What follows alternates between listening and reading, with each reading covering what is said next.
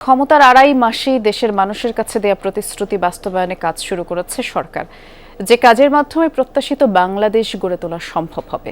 সিলেটে কর্মসূচিতে কথা বলেছেন প্রধানমন্ত্রী তারেক রহমান। উদ্বোধন করেন সিলেট সিটি কর্পোরেশনের 4,600 কোটি টাকার মেগা প্রকল্পের। বলেন, সড়ক যোগাযোগ উন্নত করার পাশাপাশি রেল যোগাযোগ বৃদ্ধির চেষ্টা করছে সরকার। তুলে ধরেন সিলেট অঞ্চলের জন্য বিভিন্ন উন্নয়ন পরিকল্পনা। সিলেট থেকে সহকর্মী সাইফুদ্দিন রবিনের রিপোর্ট। সিলন টি রপ্তানিতে শীর্ষে। সুরমা পাড়ের সিলেট, 360 সুফি সাধকের সিলেট। 2001 সালে প্রতিষ্ঠিত প্রায় 80 বর্গ কিলোমিটার এই সিলেট সিটি কর্পোরেশনে প্রায় 10 লাখ অধিবাসী। আরেক লন্ডন খ্যাত এই নগরের মানুষেরও আছে নিত্যদিনের নানান সংকট।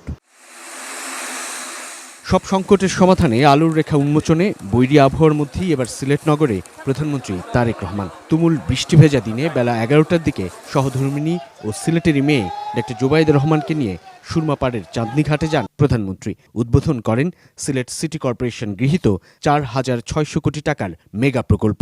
যে প্রকল্প বাস্তবায়িত হলে নগরীর জলাবদ্ধতা নিরসন, বন্যা নিয়ন্ত্রণ, নদীর উভয় তীরে সৌন্দর্য বর্ধন ও ইউরোপের আদলে দীর্ঘ রিভার ড্রাইভ চালু হবে, যা হতে পারে সিলেটবাসীর জন্য এক আশীর্বাদ আর নতুন পরিচয়ও। পরে প্রধানমন্ত্রী যোগ দেন সিলেট সিটি কর্পোরেশন প্রাঙ্গণের সুধী সমাবেশে, যার মধ্য দিয়ে প্রথমবারের মতো কোনো প্রধানমন্ত্রীর আগমন ঘটে সিসিকে। সমাবেশে প্রধানমন্ত্রী বলেন, অতিবৃষ্টিতে সুনামগঞ্জ সহ বিভিন্ন হাওড় অঞ্চলের কৃষক ক্ষতিগ্রস্ত হয়েছে। পানির যথাযথ ব্যবহারে সরকার খাল খনন কর্মসূচি গ্রহণ করেছে বলেও জানান তিনি। চট্টগ্রামের কিছু নিউজ এসেছিল, যদিও সেটার মধ্যে পরে আমরা দেখেছি পুরোপুরি সত্যতা ছিল না। জলাবদ্ধতাও যাতে না হয়, মানুষেরও কষ্ট না হয়, সেটি কৃষির সুবিধার জন্যই হোক, পানিটিকে মানুষের ব্যবহারের সুবিধার জন্যই হোক, আমরা খালগুলো খনন করতে চাচ্ছি দেশে, যাতে আমরা অতিরিক্ত যে পানি থাকবে সে পানিটাকে যাতে আমরা ধরে রাখতে পারি এবং প্রয়োজনের সময় আমরা সেটিকে মানুষের প্রয়োজনে আমরা ব্যবহার করতে পারি। দ্রুততম সময়ে ঢাকা সিলেট মহাসড়কের কাজ শুরু করার আশ্বাস দেন সরকার প্রধান। সারা দেশে সহজ যোগাযোগ নিশ্চিত ও খরচ কমাতে রেল ব্যবস্থার উপর সরকারের গুরুত্ব স্পষ্ট করেন তিনি। শুধু রাস্তা আমাদেরকে বাড়ালেই যে সমস্যার সমাধান হবে তা না, একই সাথে আমরা যদি রেলওয়ে, যেখানে আমরা কম খরচে যাতায়াত করতে পারি, একই সাথে ব্যবসায়ীরাও তাদের ব্যবসায়িক মাল আনা নেওয়ার ক্ষেত্রেও কম খরচে আনতে পারেন, আমরা যদি রেলওয়েটাকে ডেভেলপ করতে পারি। নাগরিকের স্বাস্থ্যসেবা নিশ্চিতের পাশাপাশি অসুস্থ মানুষের সংখ্যা কমিয়ে আনতে সরকারের পরিকল্পনা তুলে ধরেন তারেক রহমান। 2.5 মাস বয়সে একটি শিশু কিন্তু হাঁটতে পারে না। শিশুটাকে হাঁটতে হলে আরও কিছুদিন অপেক্ষা করতে হয়। বর্তমান সরকারের বয়স 2.5 মাসের মতন।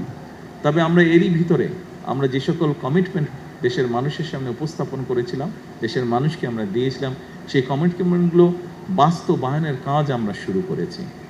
প্রধানমন্ত্রী জানান, দ্রুততম সময়ে চালু হচ্ছে সিলেট আইসিটি পার্ক। নতুন 250 শয্যার হাসপাতাল চালু ও পর্যায়ক্রমে 1200 শয্যায় রূপান্তরের ঘোষণা দেন তারেক রহমান। এই পুণ্যভূমি সিলেট থেকেই নিজের নির্বাচনী প্রচারণা শুরু করেছিলেন বিএনপি চেয়ারম্যান তারেক রহমান। এরপর দেশ জুড়ে ছুটে বেরিয়েছেন, তুলে ধরেছিলেন জনগণের সামনে নিজের নির্বাচনী প্রতিশ্রুতি। সরকার গঠনের 3 মাস সময়কালে এসে প্রধানমন্ত্রী হয়ে তারেক রহমান এলেন আবারও সেই সিলেটে। আবার বললেন সেই প্রতিশ্রুতি বাস্তবায়নে নিজের অঙ্গীকারের কথা। জনগণের প্রতি আহ্বান জানালেন বিভ্রান্ত না হয়ে সতর্ক থাকার। বললেন, দেশের জনগণের প্রতি আস্থাশীল হয়েই বিএনপি আগামীর সরকার রাষ্ট্র পরিচালনা করতে চায়, তুলে ধরতে চায় নিজেদের কর্মকাণ্ডের মধ্য দিয়ে তাদের সেই সৎ এবং আন্তরিক অবস্থান। পরে সিলেট সদর উপজেলার কাশীপুর ইউনিয়নের বাসিয়া নদী পুনঃখনন কর্মসূচিতে যোগ দেন প্রধানমন্ত্রী তারেক রহমান। এ সময় বলেন, এই সরকার কৃষক বান্ধব সরকার। ইতিমধ্যেই 12 লক্ষ কৃষকের 10,000 টাকা করে সুদসহ কৃষি ঋণ মওকুফ করেছে সরকার। কৃষক কার্ডের মাধ্যমে অনেকগুলো সুবিধা আমরা কৃষক ভাইদেরকে দিব। তাদেরকে ঋণের সুবিধা দিব, তাদেরকে সার, বীজ, কীটনাশকের সুবিধা আমরা সরকার থেকে সরাসরি দিতে পারবো। আর সবচেয়ে বড় যে সুবিধাটা, তারা বছরে 2,500 টাকা পাবে, যেটা দিয়ে তারা নিজেরা কীটনাশক ওষুধ বলেন, বীজ বলেন, এই জিনিসগুলো তারা সরাসরি কিনতে পারবে। সরকার থেকে সরাসরি আমরা তাদেরকে এই অর্থ সাহায্যটা করব।